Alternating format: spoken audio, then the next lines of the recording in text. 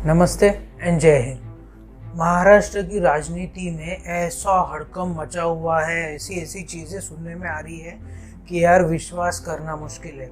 जब से शिवसेना की स्थापना हुई तब से शिवसेना की जो डोर थी, जो भागडोर थी, वो सारी थी ठाकरे परिवार के हाथ में। पर अभी ऐसा नज़र आ रहा है कि शिवसेना की जो भागडोर है, शिवसेना का जो हेड है, वो चेंज होने वाला है, ऐसा अभी नज़र आ रहा है। पर आज का टॉपिक इसके ऊपर नहीं है। इस टॉपिक पे बाद में वीडियो बनाऊंगा जब सब चीज़ें समझ में आ जाएगी कि क्या हुआ, कैसे हुआ, क्या स्कोर्स थे, क्या प्रेफरेंसेस थे, किस वजह से हुआ, ये बाद में बताऊंगा। आज आपको बताऊंगा कि बीजेपी ने अपना प्रेसिडेंशियल कैंडिडेट, भारत के अगले राष्ट्रपति के चुनाव के लिए उनका कैंडिडेट कौन रहेगा, इसका चुनाव कर लिया है, इसकी घोषणा कर दी है। इसके अलावा ममता बनर्जी ने जो अपना गुट बनाया है, जो विपक्ष का गुट बनाया है, उन्होंने भी एक और नाम की घोषणा कर दी है कि उनकी तरफ से इस चुनाव में कौन खड़ा रहेगा। किस तरीके से राष्ट्रपति चुनाव में लोग चुने जाते हैं, किस तरीके से राष्ट्रपति को पावर मिलता है, किस तरीके से राष्ट्रपति चुना जाता है, इनके बारे में आपसे बात करूंगा। आप बने रहिए, देखते रहिए एक्सपोजिंग स्टार विद शांतनु।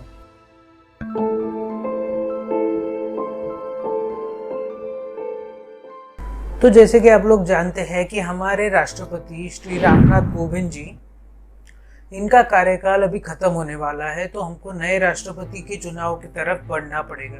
अब नए राष्ट्रपति का चुनाव कौन करेगा और कैसे करेगा, क्या प्रक्रिया होती है, ये बहुत ज़्यादा कॉम्प्लिकेटेड चीज़ है। क्योंकि नॉर्मली क्या होता है ना कि हम लोग प्राइम मिनिस्टर हम लोग चुन सकते हैं, चीफ मिनिस्टर हम लोग चुन सकते हैं, पर राष्ट्रपति ये हम लोग नहीं चुन सकते हैं।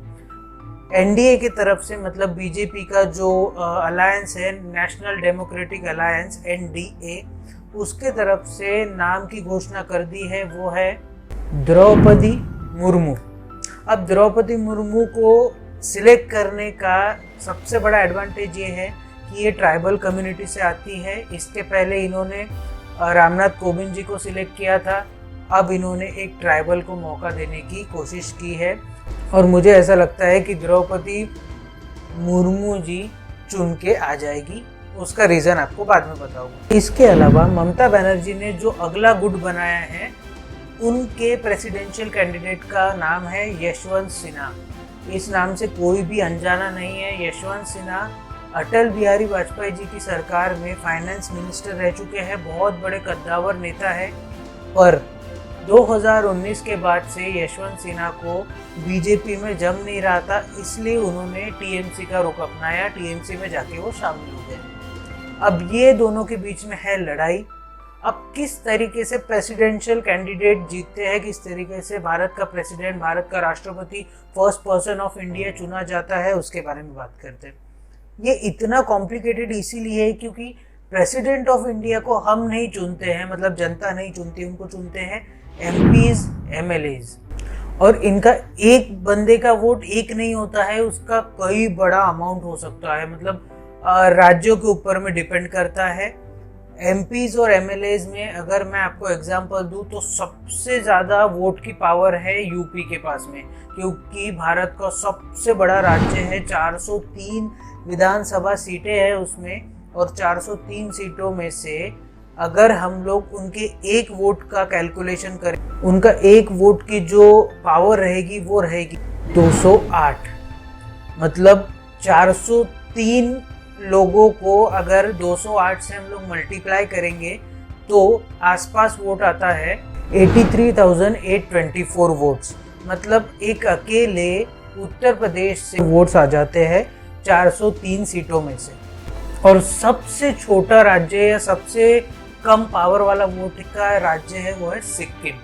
सिक्किम के 7 सीटों की पावर है 32 की, मतलब 7 × 32 अगर हम लोग करते हैं तो होता है 224 वोट। तो ये दो राज्यों की बात आपको बता दी कि सबसे ऊपर है उत्तर प्रदेश और दूसरे में सबसे नीचे है सिक्किम। इन सब के वोट्स जब मिला दिए जाते हैं तब राष्ट्रपति को चुना जाता है। मतलब इन सब के एमपीज के, एमएलएज के जब वोट्स इकट्ठा किए जाते हैं उस तरीके से राष्ट्रपति को चुना जाता है। अब हम लोग इतने कॉन्फिडेंट क्यों है कि द्रौपदी मुर्मू ही राष्ट्रपति बनेगी अगली भारत की? उसका रीज़न ये है कि बीजेपी के पास में लगभग 48% का वोट शेयर है एमपीज और एमएलएज मिला के पूरे देश भर में। और उसके अलावा बीजेपी के बहुत अच्छे रिलेशन है नवीन पटनायक से, बीजू जनता दल, इसके अलावा वाईएसआर कांग्रेस से बहुत अच्छे रिलेशन है उनके, जगन मोहन रेड्डी। अब इन सब से इतने अच्छे रिलेशन होने के बाद इनको 50% का आंकड़ा पार करने में बिल्कुल भी कोई कठिनाई नहीं होगी। बट ममता बनर्जी को बहुत कठिनाई हो रही है। उसका रीज़न ये है कि पहले ममता बनर्जी चाहती थी कि गुलाम नबी आज़ाद को भारत के प्रेसिडेंशियल पद के लिए उम्मीदवार घोषित किया जाए, बट उन्होंने बड़ी सहजता से मना कर दिया।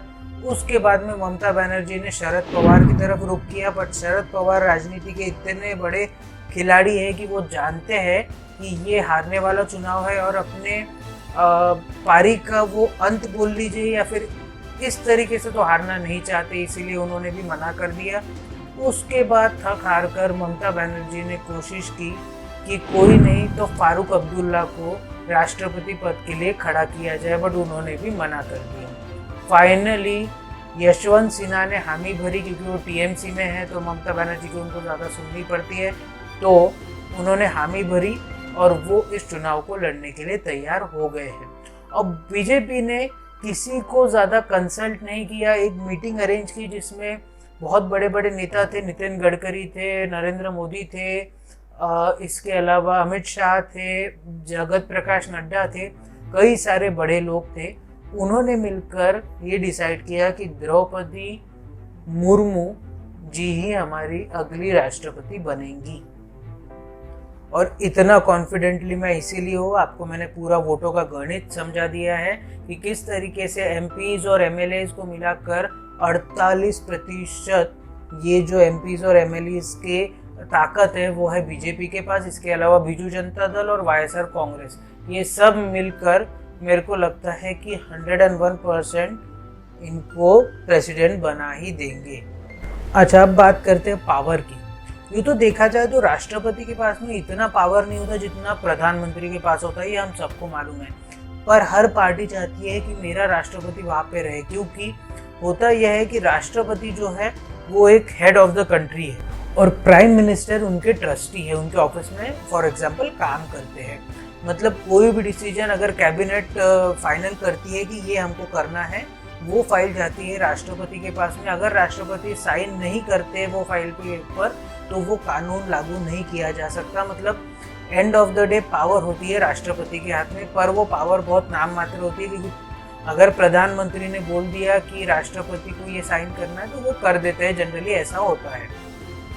तो ये एक छोटा सा वीडियो था जिसमें मैंने बताने की कोशिश की कि इस तरीके से भारत के राष्ट्रपति को चुना जाता है, कि इस तरीके से भारत के राष्ट्रपति को हम लोग नहीं चुनते हैं बट हमारे एमपीज और एमएलए चुनते हैं, और किस तरीके से राष्ट्रपति के पास में क्या क्या पावर्स होती है, क्या पावर्स नहीं होती है।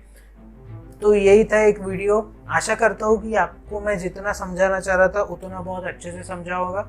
अब आप क्या कर सकते हैं, अपने हाथों की सफाई का ज़रूर से ध्यान रखिए, बार बार अपने हाथों से अपने चेहरे पर ना छूइए। इसके अलावा सोशल डिस्टेंसिंग का ध्यान जरूर रखिए, मतलब अपने में और अगले में कम से कम 10 से 12 फीट का अंतर रखिए। इसके अलावा भारत में बनी कोरोना वैक्सीन कई प्रक्रियाओं से गुजरने के बाद आप तक पहुंच रही है, तो जब भी आपकी बारी आए कोरोना वैक्सीन ज़रूर लगवाइए। इसके अलावा जब भी आप अपने घर से बाहर निकले अपने चेहरे को फेस मास्क से कवर करना ना भूलिए। कोरोना वापस आने लगा है तो सतर्क रहिए और बाहर जाते टाइम मास्क ज़रूर लगाइए। इसके अलावा अगर लाइफ में कभी आपको लो फील हो, कोविड की वजह से आपकी जॉब चली गई हो, आप पे इकोनॉमिक क्राइसिस आ गए हो, कोई भी आपको प्रॉब्लम हो, तो इसके बारे में अपने घर वालों से बात कीजिए, जानने पहचानने वालों से बात कीजिए। डिप्रेशन में मत जाइए, डिप्रेशन को मार के इंडिया से भगाइए। और अगर मेरे पास में और भी कोई टॉपिक आता है तो उसके ऊपर मैं एक वीडियो बना दूंगा। तब तक के लिए आप बने रहिए, देखते रहिए एक्सपोजिंग स्टार विद शांतनु। जय हिंद।